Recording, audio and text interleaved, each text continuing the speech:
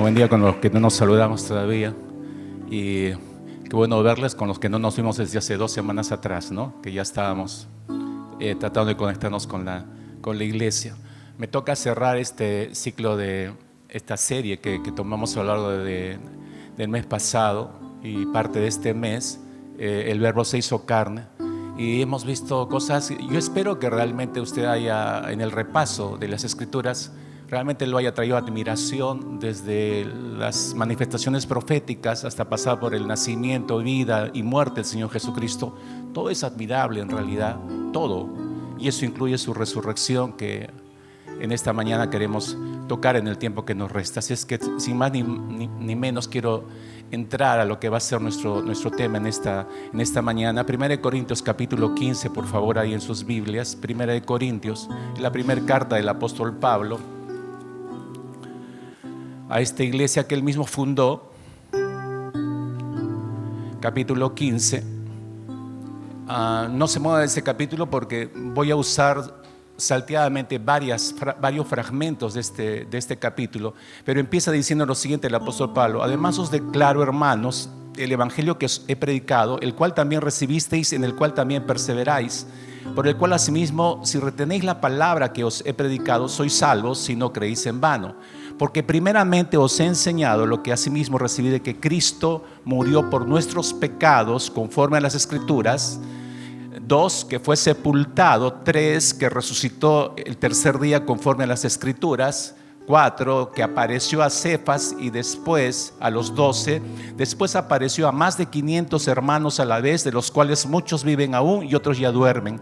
Después apareció a Jacobo, después a todos los apóstoles, y al último de todos, como a un abortivo, me apareció a mí, porque yo soy el más pequeño de los apóstoles, que no soy digno de ser llamado apóstol, porque perseguí a la iglesia de Dios.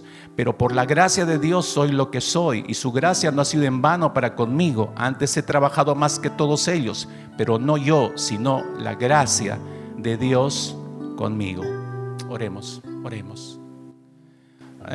Manifestábamos hace un instante, Señor, que otra vez delante de ti en humilde oración.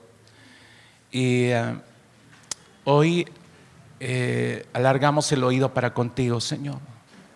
¿Qué puede restar y quedar en nuestro corazón excepto tu presencia? ¿Qué puede necesitar nuestra vida excepto tu presencia, Señor? No se trata de ninguno de nosotros, se trata exclusivamente de ti. Todo tiene que ver contigo, todo habla de ti, Señor. Los sordos y los ciegos somos nosotros, pero todo nos dirige hacia ti, todo desemboca en ti, todo termina en ti, todo empezó contigo y todo termina contigo, Señor. Por favor, de verdad te suplicamos que permite que estos quizás pocos minutos que tenemos hacia adelante puedan ser más que suficiente para entender esta admirable resurrección tuya, Señor. Y no solo el hecho de la resurrección, sino el hecho de la victoria que se nos ha sido adscrita a cada uno de tus hijos, Señor. Gracias una vez más por todo ello. En el precioso nombre de Jesucristo, escogemos la mejor parte en esta mañana. Nos postramos ante ti para oírte, Señor. En el nombre de Cristo Jesús. Amén. Permítame empezar con una ilustración. Al pensar en todo lo admirable que puede haber sido el preanuncio del nacimiento de Jesús hasta su muerte, antes de entrar en algunas descripciones bíblicas acerca de su resurrección, necesito hacer esta ilustración y ser más detallista que en otras oportunidades, porque a pesar que va a tomar un poquito más de tiempo, pero vale la pena para poder argumentar desde las Escrituras, para que usted pueda comprender. Necesito echar mano de esta ilustración. Edgar Allan Poe fue un escritor americano de corte pesimista, macabro, misterioso. La mayoría de sus escritos son escritos con esa temática. Él escribió un poema narrativo que le puso por título El Cuervo. Y eso es lo que hace atractiva la forma en que escribía Edgar Allan Poe. ¿Qué lo llevó a escribir este poema? ¿Cuál fue la motivación para escribir este poema? Y sobre todo, ¿por qué le puso ese nombre precisamente, ¿no? Edgar Allan Poe fue un escritor muy técnico, déjeme decirle, muy técnico, muy analítico, muy reflexivo acerca de las profundidades del alma del ser humano, y explotó, al analizar las profundidades del alma, explotó ese campo, y por eso a través de sus escritos, poesías, novelas, incursionó mucho en el ámbito de temática misteriosa, hasta tétrica, diría yo, ¿no? Poe, muy reflexivo y muy técnico, él describió la poesía como algo que es útil para hablar a las emociones de las personas. Entonces, tomando como un punto de partida, Poe empieza a pensar, los escritores piensan así. Usted no piense que un poeta o un escritor simplemente se sienta en un parque y, a ver qué lindo que haya una ave volando y, ay, me inspiro en esto. No, muchos de estos escritores son muy técnicos. Entonces hacen todo un análisis antes de escribir algo, antes de escoger un tema. Edgar Allan Poe era de ese tipo. No era un escritor improvisado, sabía exactamente lo que hacía. Entonces tú lo ves a Edgar Allan Poe pensando una vez más en las profundidades del alma, está pensando estructurar un nuevo escrito, está pensando escribir un nuevo poema. Entonces, él se hace la siguiente pregunta en sus reflexiones personales. ¿Cuál es, se preguntó a sí mismo, cuál es la emoción más profunda que un ser humano puede experimentar?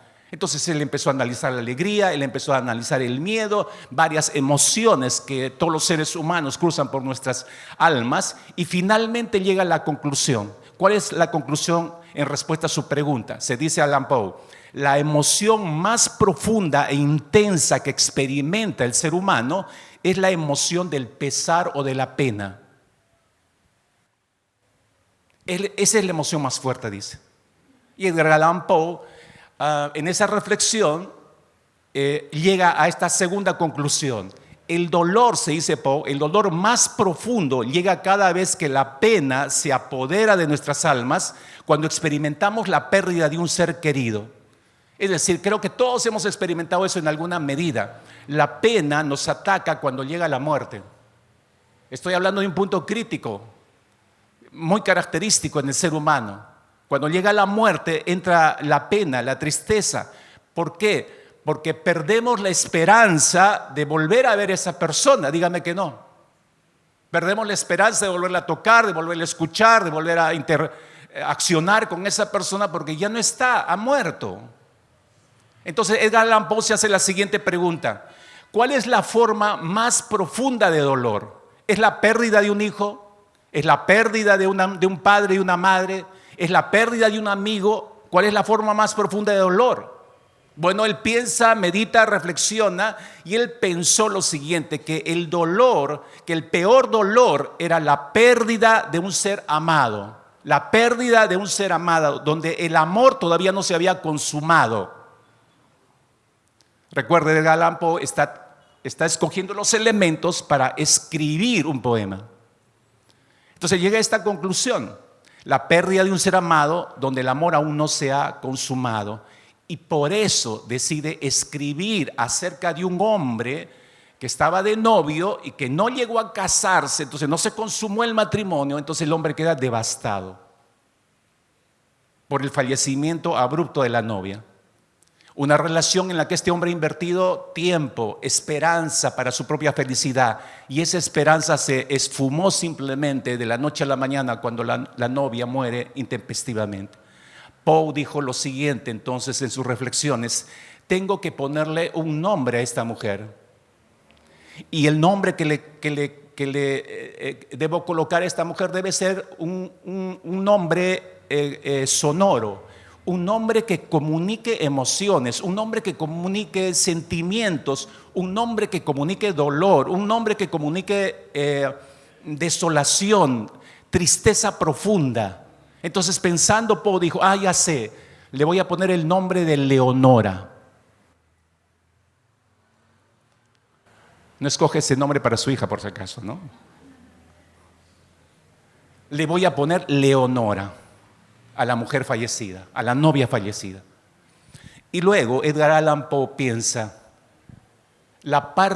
se dice, la parte más dolorosa del dolor es cuando el dolor se percibe como definitivo e irrecuperable. Es decir, el dolor se profundiza cuando ha partido alguien que amamos y sabemos que nunca más volveremos a ver a esa persona.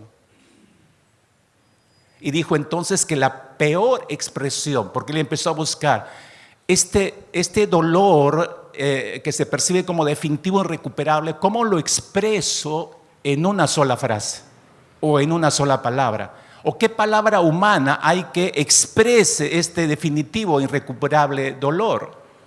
Entonces él ubicó un par de palabras y dijo, esta es la palabra que refleja esto, y la palabra es nunca más. Nunca más. Luego Poe, sobre esa pregunta, sobre esa afirmación, la siguiente por favor, sobre esa afirmación, Poe dijo, cuando una persona sufre un dolor profundo, la peor situación posible en la que se puede sufrir es en solitario. Y creo que hay muchos acá que estarán de acuerdo con Poe y conmigo.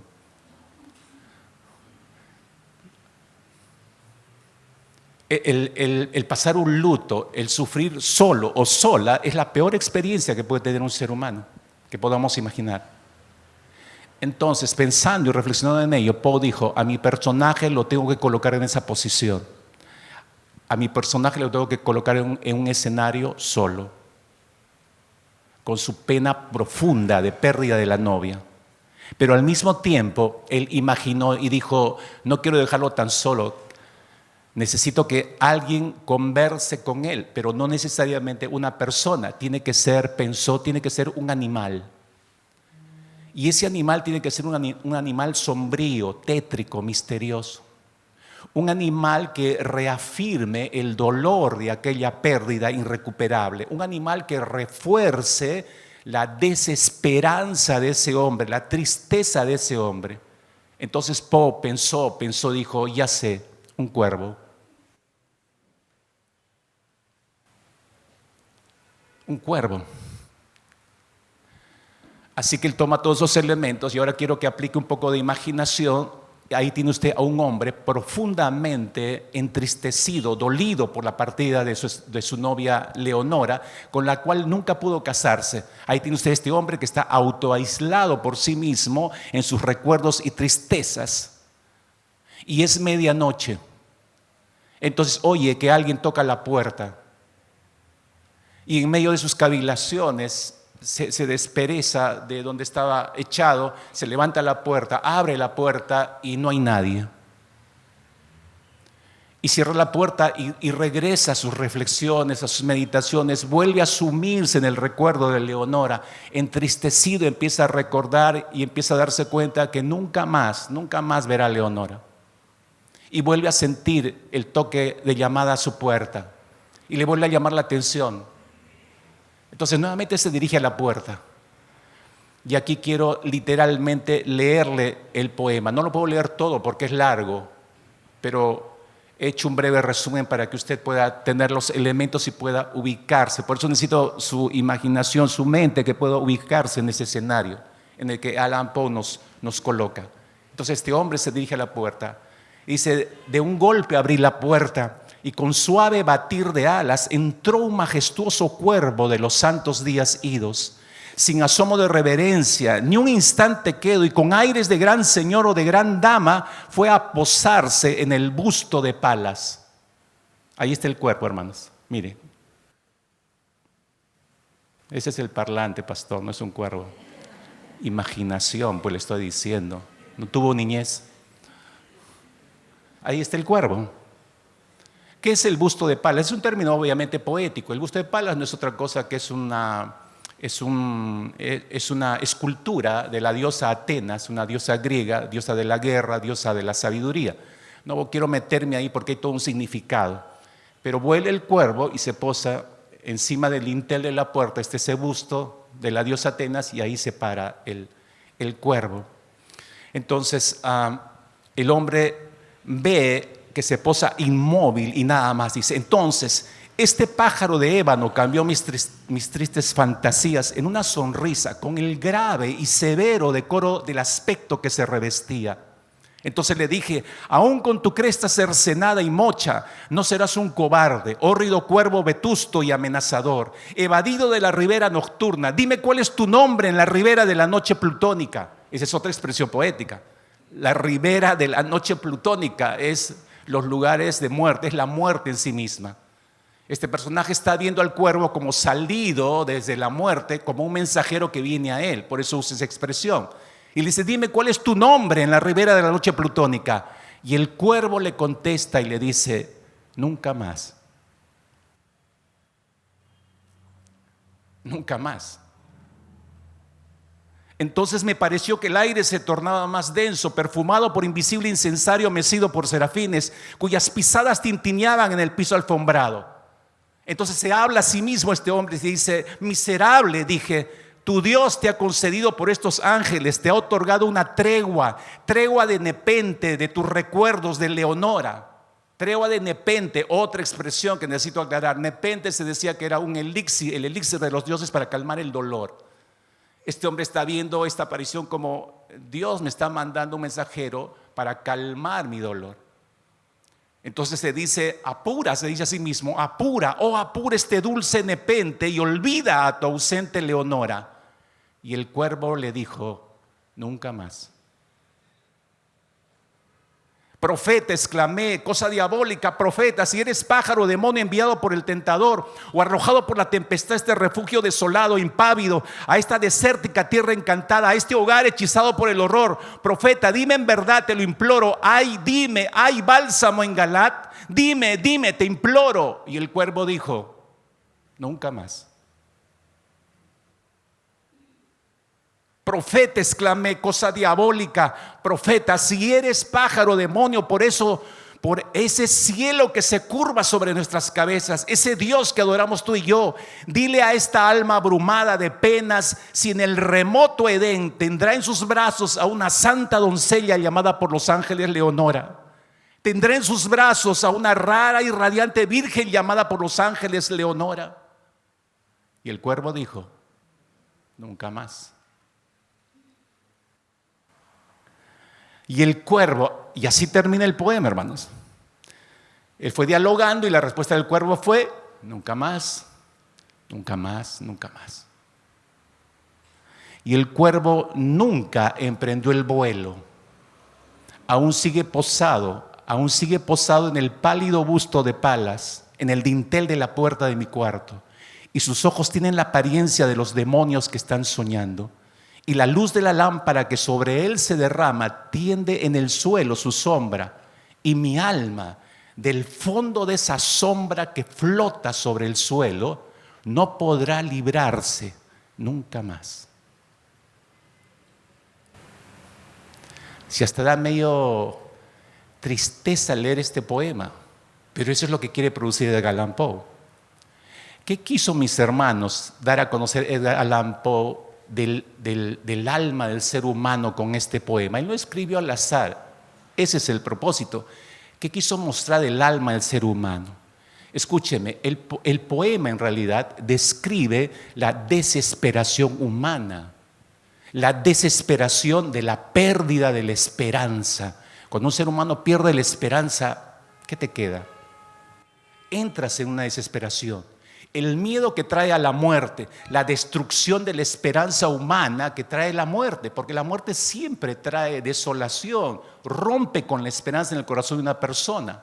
Esta es la historia de un hombre que mira en el pozo de la muerte y llega a la conclusión, al mirar en el pozo de la muerte, que no hay nada después de la muerte. Esto es terrible porque eso muestra que no hay ninguna esperanza en el corazón de esta persona. Y yo creo que esa es la forma de pensamiento y de vida que tienen muchos seres humanos, incluyendo creyentes que cuestionan incluso y dudan acerca de la vida después de la muerte. Y siempre se están preguntando acerca de esto, y siempre se están preguntando. Escuche, por favor, el estilo de vida de la presente generación se devora cada día como si fuera el último. Digo que vive su presente como si no hubiera un mañana. Ese es el estilo de vida generación de hoy en día, arrastrada por el sensualismo, cautivada por el materialismo, vive en un estado de autosatisfacción permanente, y eso muestra que no creen que hay algo después de la muerte. Es una vida basada en el yo, es una vida basada en el ahora, porque no hay nada después de esta vida. Viven bajo la filosofía o bajo la cosmovisión de que el cielo y el infierno es aquí. De hecho, que usted ha escuchado esa frase: el cielo y el infierno está aquí. Entonces, tu presente o tu futuro, tú eres el que lo levanta, tú lo estructuras, tú lo elaboras. No necesitas de nadie, y ese de nadie también incluye a Dios mismo. En esa ecuación de vida no hay Dios. En esa ecuación de vida no existe un Dios. Y ahora piense, y si no hay un Dios, entonces no hay nada después. Si no hay Dios, tampoco hay una resurrección. Y si no hay resurrección, tampoco hay un juicio. Y si no hay un juicio, entonces no existe ni cielo ni infierno. ¿Qué hay entonces? Vacío y oscuridad. Es el hombre de este poema que se acerca a ver en el foso de la muerte y descubre que no hay nada después de la vida o después de la muerte. Qué desesperanza, digo yo. Esta forma de pensamiento no parece así como así, mis hermanos. Es un postulado intencionalmente propuesto por pensadores, filósofos, escritores, cuyos escritos van afectando la mente y el corazón de la gente. Intelectuales como Karl Marx, Friedrich Nietzsche, Sigmund Freud, Albert Camus, Jean-Paul Sartre, todos ellos ateos confesos, pero brillantes en su pensamiento, en sus escritos, que afectaron en su debido tiempo al pensamiento de la humanidad. Si usted nunca los leyó, pero le aseguro que la influencia de sus pensamientos pesa en sus vidas. Porque de una u otra medida, no necesita leer un libro, ellos son los pensadores. Esos pensamientos se traducen en películas, en poemas, se traducen en teatro, y así llega ese pensamiento filosófico que parte de gente atea.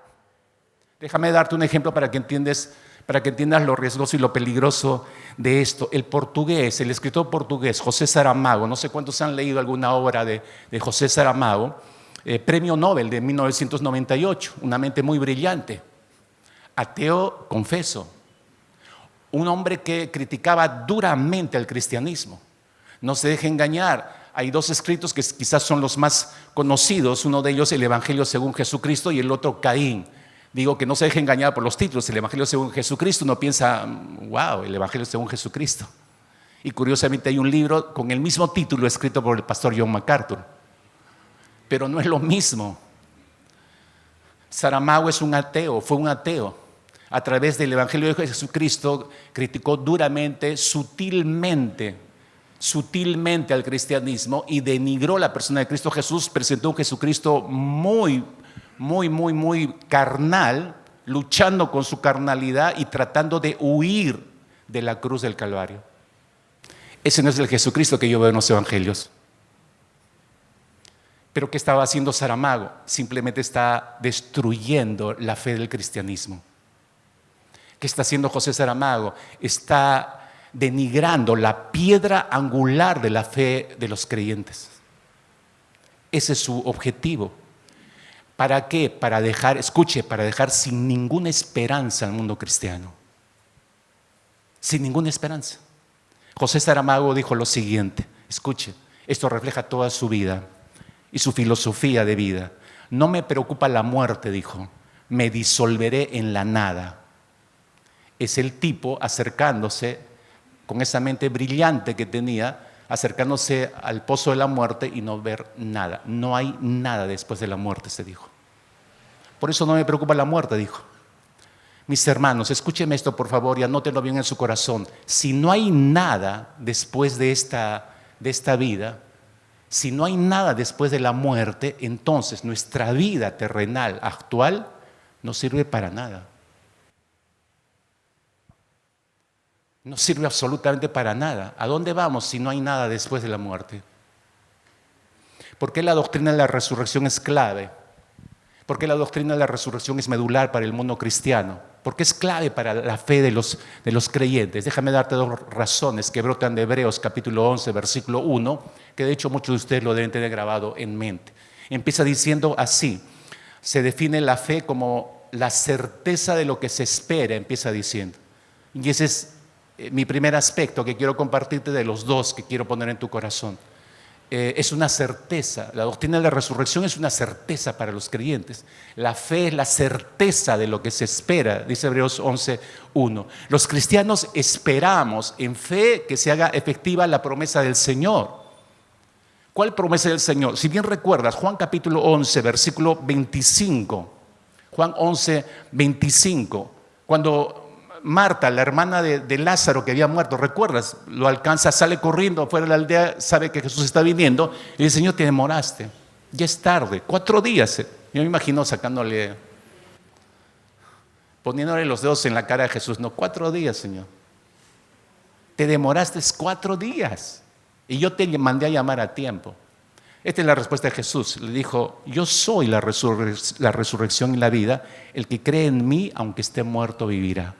Yo quiero invitarte a que vuelvas a reflexionar esta frase. Sí, ya la lees y dormitas un poco mientras yo sigo hablando. Por Dios, por favor, tienes que cambiar de actitud hacia la palabra del Señor. Yo sé que conoces la palabra, de hecho que la conoce la mayoría acá. No te estoy leyendo un texto nuevo, 1000 veces lo has leído, pero ¿te detuviste a reflexionar en él, a meditar en el significado para ti, las implicancias de la resurrección de Cristo para contigo? Aunque esté muerto, vivirá, dijo el Señor Jesucristo.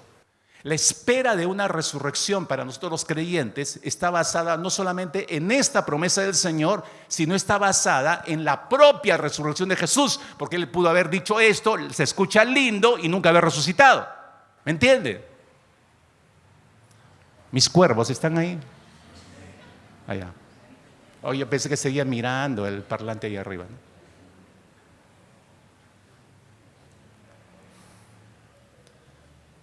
No solamente dijo, sino que el hecho de la resurrección es el fundamento para nosotros. Todo cristiano descansa sobre la vida cristiana, descansa sobre la vida, muerte y resurrección del Señor Jesucristo.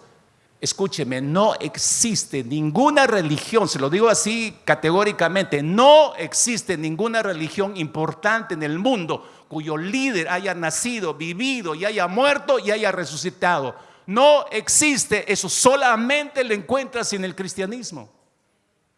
El fundador del Islam, que es la segunda religión más grande sobre esta tierra, ¿no? Mahoma, murió en el año 632 después de Cristo y su cuerpo se encuentra enterrado en la ciudad de Medina, en Arabia Saudita. Ese es el mausoleo. Ahí están los huesos de Mahoma. El cuerpo de Mahoma está ahí. El cuerpo de Buda Gautama, el fundador del budismo, ¿no? Se encuentra en Kushinagar, una ciudad sagrada del budismo en la India. Ahí están los huesos de Buda. Murió y está enterrado ahí. Sin embargo, usted va a Jerusalén, va a la tumba prestada de José de Arimatea, y esa tumba donde colocaron el cuerpo de Jesús, escúchenme, está vacía. Está vacía. Nunca más la muerte podrá vencernos. Nunca más, hermanos. Es una tumba absolutamente vacía. El cuerpo de Jesús no se encuentra allí. Él resucitó al 3er día. Conforme a las profecías, está reinando a la diestra del Padre y está morando en nuestros corazones. A pesar de esa prueba indubitable, mis hermanos, hay muchísimos creyentes y no creyentes cuya forma de vida actual es tal cual el Señor Jesucristo dijo que ocurriría a las finales de los tiempos. Estoy en Mateo capítulo 24, versículo 12. Jesús lo describió de esta manera: por haberse multiplicado la maldad, el amor de muchos se enfriará. El amor de muchos cristianos hacia Dios, hacia su palabra, ya se está enfriando hace rato, hermanos. Si usted tiene una vida religiosa de ir y venir los días domingos y seguir todo el rito del culto evangélico de los días domingos y no tiene ningún significado, y usted se va a su casa igual tal como entró y no hay ningún cambio, ni siquiera usted medita en lo que escuchó, usted está en el rito. Solamente vive y se mueve en el rito. No está viviendo, no está saboreando realmente la vida de Cristo. Y obviamente no lo va a poner en práctica en su vida. Eso es lo que está pasando. Se duda del amor, y si se duda del amor del Señor, se duda acerca de la resurrección. De hecho que se duda acerca de la resurrección. Fíjese cuán delicado es esto. Hay dos estudios que se realizaron en los últimos 5 años. El grupo Barna, que es un grupo americano que hace constantes estudios acerca del cristianismo en Estados Unidos y en Europa, junto con la famosa revista americana USA Today, revelaron que casi, escuche, esto se aproxima mucho a los países latinoamericanos. Analizaron por qué los jóvenes cuando salen del colegio abandonan la iglesia y abandonan la fe. Este es el resultado del estudio Barna. Dice que el 75%, hermanos, el 75% de los jóvenes cristianos se alejan de la fe y abandonan la iglesia cuando salen del colegio, cuando salen de la secundaria. Y una de las principales razones por la que ocurre esto es la siguiente: escuche, no creen en la verdad, salen de la secundaria no creyendo la verdad absoluta, o que hay verdad absoluta y que todo es subjetivo. Eso es de acuerdo a como, bueno, yo respeto, pero yo creo esto. Bueno, yo respeto, pero yo creo otra cosa diferente. Es de acuerdo al punto de vista de cada persona. No existe la verdad absoluta. Ahora, eso no me sorprende mucho porque eso se trabaja desde el colegio. Por eso salen del colegio y ya no van más a la iglesia. Entran a la universidad y se refuerza nada más lo que le vinieron sembrando en el colegio. ¿Por qué digo esto? Escúcheme, me remito a estadísticas, a estudios muy serios. Las estadísticas muestran, atención padres, por favor, esto es algo muy serio. No es el mensajito del día domingo. Esto es más que el mensaje de día domingo, es Dios hablando. Está cerrando el año, tienes que revisar algunas cosas. Eso significa, Dios está diciendo, tienes que revisar algunas cosas como padre, como madre, antes de cruzar el siguiente año. Porque si vas a repetir lo mismo que hiciste acá, estás mal. Las estadísticas muestran que los niños de hoy pasan un medio de 30 horas a la semana en la escuela, donde frecuentemente están escuchando y están recibiendo enseñanzas diametralmente opuestas a los principios bíblicos. Por ejemplo, escuchan mucho acerca de la evolución, acerca del aborto, la aceptación de la homosexualidad. Y para colmo de males, en Europa o en Estados Unidos les entregan en sus manos preservativos. Oiga, y uno dice, eso es el acabose. No estamos muy lejos de esa realidad. 30 horas a la semana recibiendo ese tipo de enseñanzas. Salen del colegio, vienen a la casa y son 30 horas más, según los estudios, a la semana frente a un televisor o a un dispositivo móvil, siendo bombardeados por anuncios, películas, comedias, videojuegos en red que van en contra de los principios de la moralidad cristiana. Y caen rápidamente esclavizados de las redes sociales. Y usted se da cuenta el fenómeno que se está dando. Emplean más tiempo cultivando relaciones sociales que relacionándose con Dios. Hay más tiempo en las relaciones sociales que en las relaciones con Dios.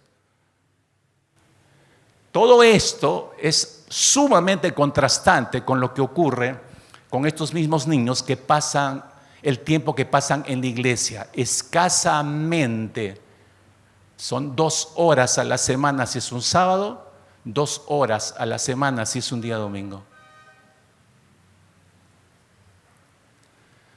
¿Qué quiero decir con esto? Si te das cuenta, ¿no es cierto? Son más las horas que su mente, la mente de sus hijos, está siendo expuesta a la deconstrucción de su fe.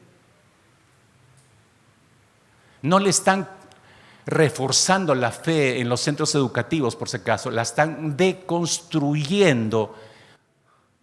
¿Cuál es el propósito final? Robarles la esperanza. ¿Cuál es el resultado? Usted revise las estadísticas, no necesito mostrarlas acá, de cómo han subido las estadísticas de suicidios de niños y adolescentes. ¿Por qué? Porque les robaron la esperanza. El apóstol Pablo en su tiempo ya enfrentó este problema en la iglesia de Corinto, una iglesia que él mismo fundó. Regreso a 1 Corintios capítulo 15, pues los creyentes estaban empezando a dudar acerca de la resurrección de Cristo. 1 Corintios 15, versículo 12. Pero si se predica, mire el argumento que usa el apóstol Pablo, contundente realmente. Pero si se predica de Cristo que resucitó de los muertos, ¿cómo dicen algunos de vosotros? ¿Cómo dicen algunos de vosotros? ¿A quién le está hablando? A cristianos. Les está hablando a esta iglesia. No está hablando de incrédulos, está hablando de cristianos. Como dicen algunos entre vosotros que no hay resurrección de muertos, porque si no hay resurrección de muertos, mire la secuencia de pensamiento a la cual dirige el apóstol Pablo, porque si no hay resurrección de muertos, tampoco Cristo resucitó. Y si Cristo no resucitó, vana es entonces nuestra predicación, vana es también nuestra fe, y somos hallados falsos testigos de Dios, porque hemos testificado de Dios que Él resucitó a Cristo, al cual no resucitó. Y si en verdad los muertos no resucitan, ¿por qué? Porque si los muertos no resucitan, tampoco Cristo resucitó. Y si Cristo no resucitó, vuestra fe es vana. Aún estáis en vuestros pecados. Entonces, también los que durmieron en Cristo perecieron. Si en esta vida solamente esperamos en Cristo, todos somos los más dignos de conmiseración de todos los hombres. Hermanos, yo espero que se lleve estos versículos a casa, los analice, los medite, los reflexione. Teológicamente hablando, estos son los fundamentos del cristianismo. Estos son los fundamentos del cristianismo. Y si se da cuenta, en ellos, todos ellos descansan en la persona de Cristo. Ahora, si todo esto es cierto, mis hermanos, que Cristo resucitó y que Él prometió que vamos a resucitar, esto tiene grandes implicancias. La certeza de estas convicciones, mis hermanos, deben afectar nuestras vidas. Deben afectar nuestras vidas. Existen, hermanos, sin contar al apóstol Pablo, 11 episodios registrados en que Jesús apareció a gente después de haber resucitado. Esos son los testigos oculares. 1 Corintios capítulo 15, mire el orden que da el apóstol Pablo acá. 1 Corintios 15, versículos 5 hacia adelante. Se apareció a Cefas, dice, y después a los 12. Luego se apareció a más de 500 hermanos a la vez, la mayoría de los cuales vive aún, pero algunos ya duermen. Después se apareció Jacobo. Ese era el hermano de Jesús. Era hermano de Jesús. Luego a todos los apóstoles. Y al último de todos, como a un nacido fuera de tiempo, se me apareció a mí. Porque yo soy el más insignificante de los apóstoles, que no soy digno de ser llamado apóstol, pues perseguí a la iglesia. ¿Te das cuenta?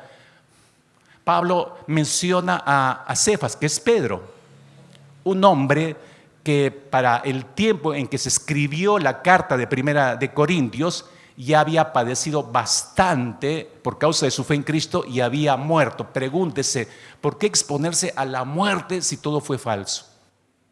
¿Por qué ir hasta la muerte tercamente si Jesús nunca resucitó? Creo que nos obliga a pensar eso. Luego Pablo menciona a los demás apóstoles y por último termina mencionando, y cabe señalar, todos los apóstoles corrieron el mismo final: fieles, asesinados, muertos por causa de la fe. Porque estos locos tendrían que ir hasta la muerte si todo era mentira. Si imaginaron ver a Jesús resucitado, no tiene sentido, hermanos. Y luego menciona 500 personas que a la vez vieron a Jesús, y esto es demasiado. Teólogos no creyentes interpretan esto como no, esto hay que interpretarse de manera no literal. Esto es espiritualmente, como si hubiera llevado un montón de gente, mucha gente creyó y esas son las 500 personas. No, el texto refiere literalmente, son 500 personas que vieron al Señor Jesucristo y varias de ellas, dice el apóstol Pablo, están vivas. Es como si Pablo dijera: miren, si no me creen lo que les estoy diciendo, vayan a la aldea del costado y hay gente ahí, pregunten. Porque si no es cierto lo que yo estoy diciendo, ustedes van y comprueban y yo quedo en ridículo, como un mentiroso. No, vayan y pregunten a todas las aldeas de alrededor, les van a decir lo mismo.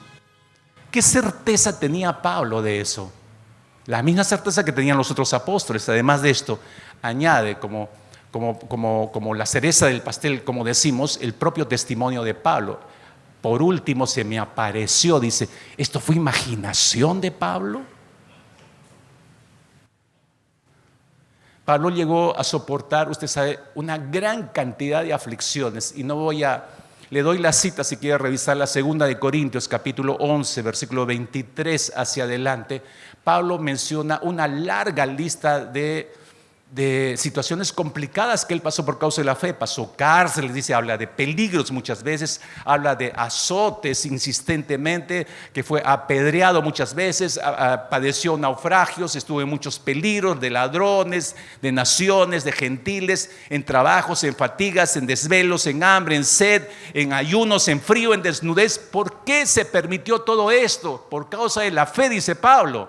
Otra vez, oye, tú te estás imaginando este asunto. ¿Por qué establecer un lineamiento, un estilo de vida tan sacrificado si Jesús no resucitó? Si no hay resurrección, entonces lo que estás haciendo es una locura. Regreso a 2 Corintios capítulo 11, versículo 32.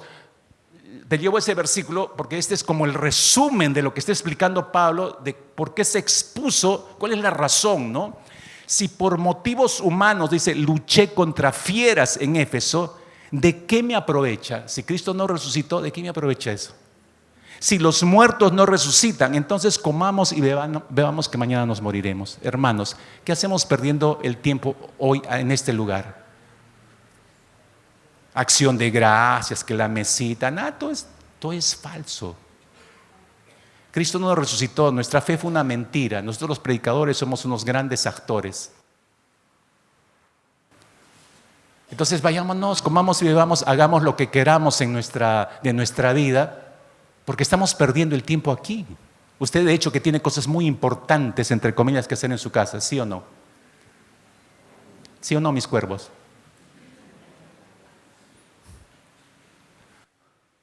No, de hecho que sí, pastor. Pero yo estoy acá y me diría, porque amo al Señor, porque Él me salvó la vida, me va a hablar de resultados. El incrédulo va a decir, eso es muy subjetivo. Sí, pues que piense lo que quiera, pero yo sé, Él me sanó. Él me levantó. Él me sacó del foso profundo. Miré, no como este tipo del cuervo, miré después de la muerte, al borde de la muerte, y me di cuenta, hay algo mejor cruzando esta puerta. Es verdad lo que Jesús dijo, le creo, yo también resucitaré como Él resucitó. Eso es lo que hace la diferencia, mis hermanos. Todos los testigos de la resurrección de Jesús al inicio no creían que Él iba a resucitar. Todos ellos lo vieron, muchos de ellos hasta se sentaron a comer con Él, lo tocaron, lo escucharon. Y como lo conocían, daban fe. Este es el Jesús que conocimos, que lo vimos muerto en la cruz, que lo metieron en la tumba y ahora lo tenemos acá vivo. Son demasiados argumentos históricamente hablando. ¿Por qué la doctrina de la resurrección es clave, es medular a nuestra fe cristiana? Hermanos, porque es una certeza. Pero regresando a Hebreos 11:1, también es una convicción. Es pues la fe, dice Hebreos 11:1, la certeza de lo que se espera, la convicción de lo que no se ve. Hermanos, tú y yo no fuimos testigos directos de la resurrección de Jesús, pero dice la Escritura que el Espíritu nos da testimonio de que somos hijos. Y si nos da testimonio de que somos hijos, también nos da testimonio que es verdad, que Jesús resucitó. Esa es nuestra convicción, mis hermanos. Es por eso que el tema de la resurrección es sumamente importantísimo para nosotros los creyentes. Déjeme explicarte a través de la Escritura. 1 Corintios capítulo 15, regreso. Versículo 16.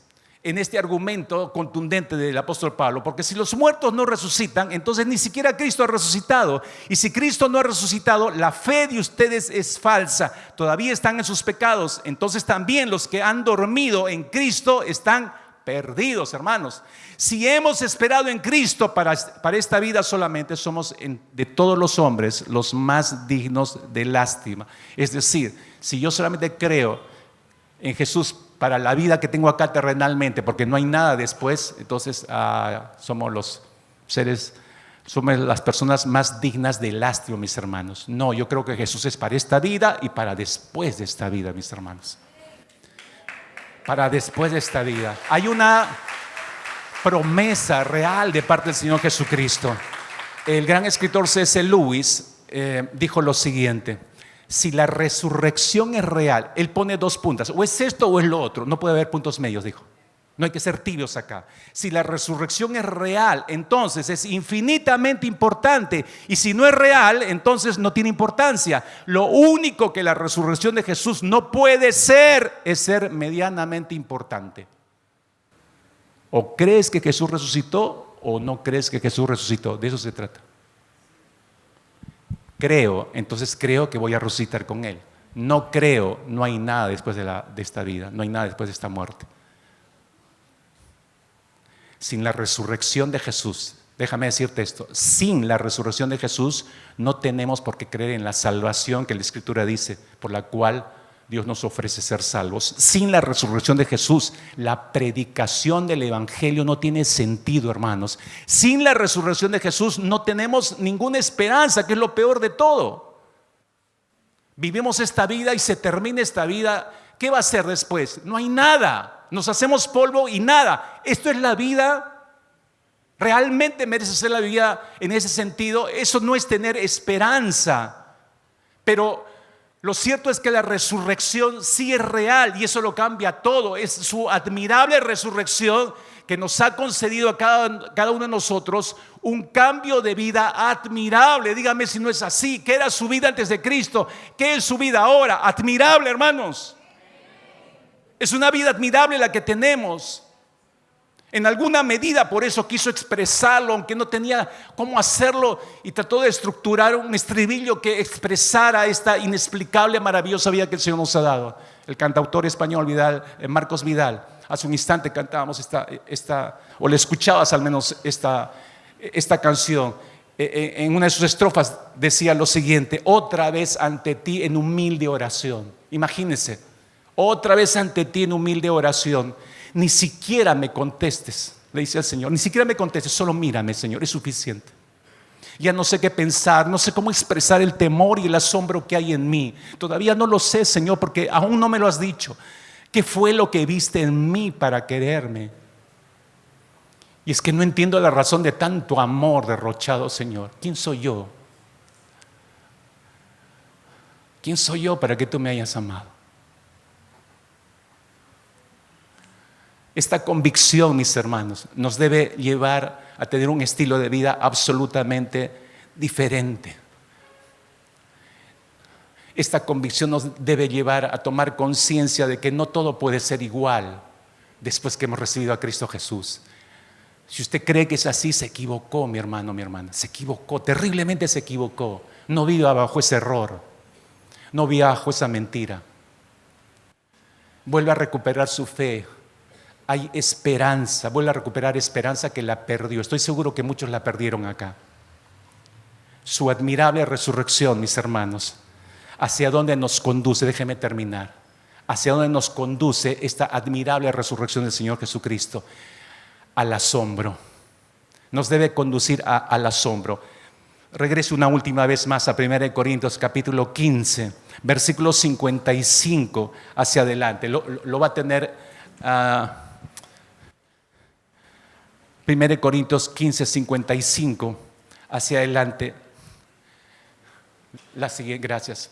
Leemos todos juntos, lo tiene usted en la pantalla. Todos juntos leemos. Dice todos en voz alta: ¿dónde está, oh muerte, tu aguijón? ¿Dónde, oh sepulcro, tu victoria? Mas gracias sean dadas a Dios, que nos da la victoria por medio de nuestro Señor Jesucristo. Sorbida es la muerte en victoria, hermanos. Sorbida es la muerte en victoria. Al decir que hacia acá nos dirige la resurrección, es admirarnos de lo que el Señor ha hecho. Él prometió que resucitaríamos, que Él nos resucitaría, porque Él resucitó primero.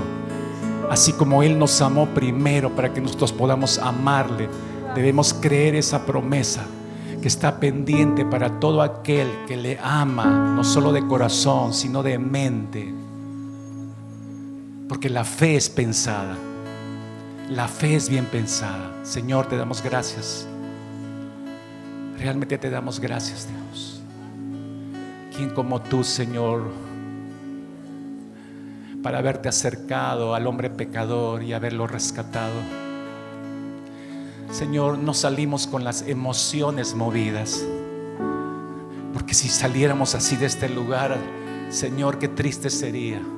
Sí, nos emociona recordar, pero nos llamas por tu palabra a meditar y a guardar, como María lo hizo en su corazón, todas las cosas que tú has hecho por nosotros. Que la gracia tuya, Señor, una vez más se manifieste sobre cada uno de nosotros. Padre, que al cerrar, pues no nos veremos de aquí hasta el próximo año prácticamente. Al cerrar este año, lleva a cada uno de mis hermanos, a cada familia, una profunda reflexión, meditación de lo que ha sido su vida hasta aquí, su relación contigo hasta aquí, y en lo que debe ser para el próximo año, Señor. Recordando que no sabemos si cruzaremos hacia el siguiente año, no sabemos si terminaremos el próximo año. Si tu gracia así lo permite, podremos ver el fin del próximo año. Por eso necesitamos reencauzar nuestras vidas a lo que realmente es eterno, no a lo pasajero, terrenal, Señor, sino a lo eterno. Señor, gracias por tu palabra. Gracias, Señor, por la iglesia, porque a través de ella podemos comprobar una vez más tu presencia y tu grande amor por nosotros. Gracias en el nombre precioso de Cristo Jesús, Señor nuestro. Amén, Señor. Amén.